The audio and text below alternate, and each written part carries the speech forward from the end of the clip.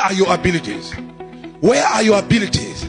The problem is we use these eyes to look at others. We don't use these eyes to look at what we have from the inside. Look into yourself. Begin to evaluate. Begin to think of who you are. Begin to think of how you were born, how you grew up, and why God is still keeping you alive. And check inside you. What is it that you can do? What is it that you are good at? What is it that you have been thinking of doing? What are the potentials that you've been ignoring in you?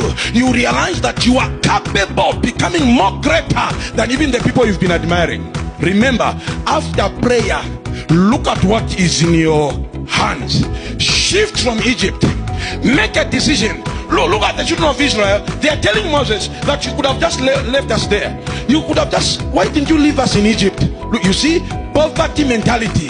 They were used to be slaves, and this is pure poverty mentality. Wanting to always be whipped, wanting always to be beaten, to be chased, to be used as slaves. They were okay with that. Then Moses came and said, hey, 400 years you've been in this slavery. Time has come to shift from this slavery. You start going to the promised land.